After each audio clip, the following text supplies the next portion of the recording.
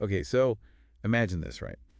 A government program so messed up, so morally bankrupt, it makes stealing candy from a baby look like, I don't know, a decent career move. Whoa, okay. Setting the bar high today. Well, buckle up, because we're talking about the Trump administration's family separation policy at the border. Yeah, that's going to be a heavy one. No sugarcoating here. Yeah. We're diving deep into Separated, a documentary by Errol Morris, the fog of war guy. Yeah, he knows how to pick them. Seriously. But this time, it's personal. He's not holding back at all. And it's not exactly ancient history either, right? I mean, the ripple effects of this thing are still being felt today. This wasn't just some policy snafu. This was zero tolerance with a capital Z. And the truly heartbreaking part, some families are still trying to find their way back to each other years later. Right. So we're not just talking policy here. We're talking about human lives. But back to Morris for a second. The guy's got a style, doesn't he? Understatement. Didn't he, invent a way to make people confess their deepest secrets on camera? He might as well have. He's got this thing called the Interrotron, basically a teleprompter camera hybrid, and it freaks people out in all the right ways. They feel like they're talking directly to him, eye to eye, so you get this crazy intimacy, and bam, they spill. It's actually pretty incredible to watch, especially when you've got people wrestling with, morally gray areas. Which happens a lot in his films, right? Yeah. So high-stakes topic, director known for getting people to open up, but you're saying Separated is different. How so? This time there's zero ambiguity. Like, Morris isn't hiding his stance. He's straight up against this policy. And the people he interviews, the ones who saw this firsthand, they don't mince words either. Oh, so it gets raw. Raw, emotional, the whole 9 yards. And it's deliberately missing some voices, too. Missing voices. Wait, you're saying the people who actually dreamt this whole thing up, the architects of this whole mess, they're not even in the documentary? Nope. Stephen Miller, Kirsten Nielsen, they declined to participate. Can't say I blame them. Right. But it speaks volumes, though, doesn't it? Scott Lloyd, he was the head honcho at the Office of Refugee Resettlement. He does show up, but his answers are, let's just say they won't be winning any transparency awards. Wow. So you've got this chorus of people horrified by what they're seeing, but the conductors of this whole orchestra are conveniently absent. Exactly. Or one of the most compelling voices in all of this, that's got to be Jonathan White, right? Absolutely. This is where it gets really interesting. White was the deputy director of the Office of Refugee Resettlement. So he was in the belly of the beast, part of the Trump administration. Wow, okay. But then he becomes this vocal critic of the very policy he was tasked with implementing. Talk about conflicted. That's wild. So this isn't just some outsider looking in. This is someone who was in the room where it happened, and he's like, nope, this is all kinds of wrong. Exactly. And remember, this is a career social worker we're talking about. The man dedicated his life to helping families, and here he is expressing deep regret for not being able to stop this policy. His words are like punches to the gut. Man, I bet they are. So what does he say? What's his take on all of this? Well, he drops this bombshell. He claims the Trump administration, they weren't just enforcing some pre-existing law here. They created this whole crisis to scare families away from even thinking about coming to the U.S. He straight up says in the film that the intent was to inflict fear.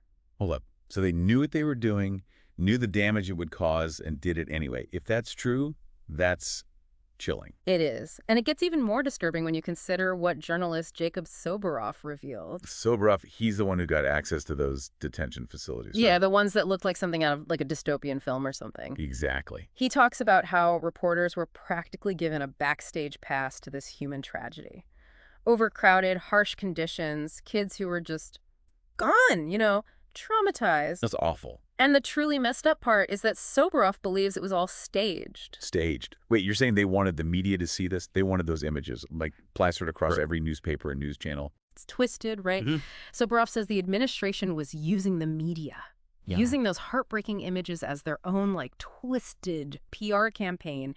They knew the power of those visuals, knew they'd spark outrage, and they banked on it. Wow. Their goal: scare the hell out of anyone even thinking about coming to the U.S. So we've gone from a policy of zero tolerance to, straight up psychological warfare. That's dark, even for the Trump administration. Yeah. But it makes you think, right?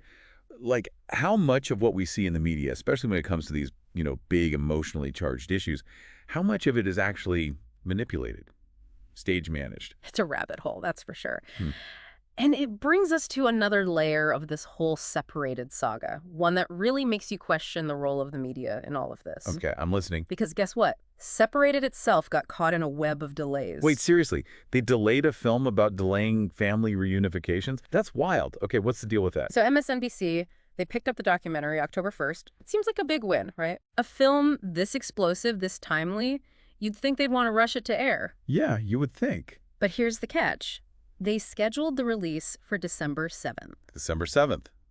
That's after the election. That's the thing. It's not just any December date. It's strategically after the election. Okay, now that's suspicious. Yeah. I mean, maybe they had some legitimate production delays or something. What's the official word? Officially, MSNBC is sticking to the logistical reasons script. But come on, nobody's buying that, right? Right. Especially when you consider Errol Morris's reaction. He wasn't too thrilled about it, I imagine. Let's just say he didn't hold back. He went public with his frustrations, even hinted that MSNBC might be playing politics with his film. Okay, yeah, I get it. You've got this potentially explosive documentary that could sway public opinion, especially on a topic as sensitive as immigration, and it's being benched right before a major election.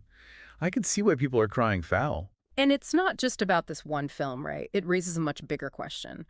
Are media organizations, even those who claim to be impartial, willing to sit on a story, to potentially bury a story, if it means protecting their own interests, their access to power?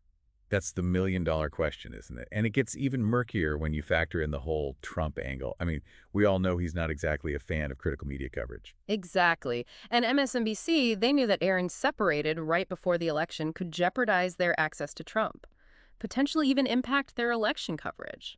So what we're left with is this, like, uneasy feeling that maybe, just maybe, the truth got sidelined for, I don't know, the sake of convenience, access.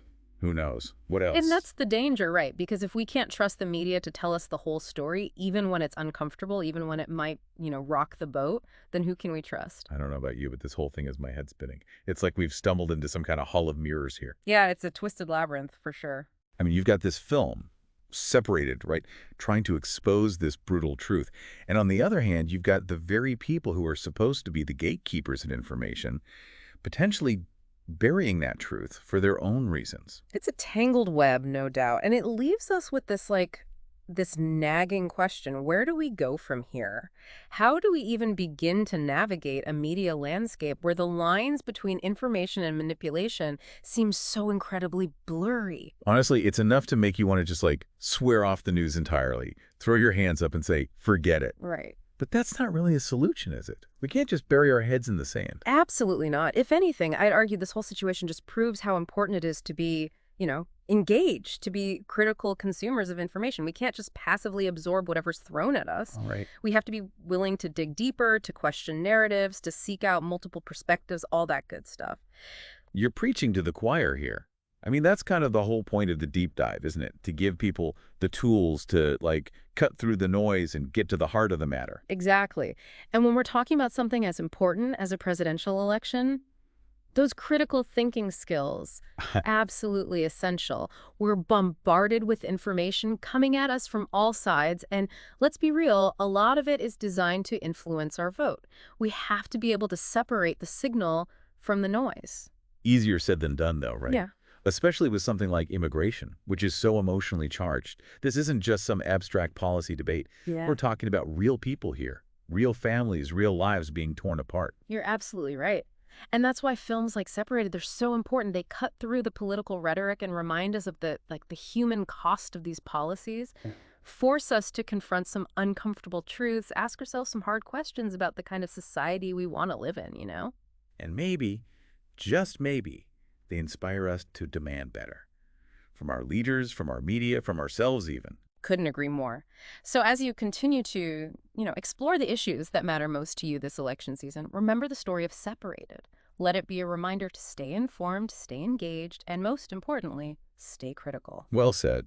And hey, if you ever find yourself, I don't know, feeling overwhelmed by the sheer volume of information out there, you know where to find us. Right here on The Deep Dive, where we'll be digging deep and connecting the dots, one story at a time.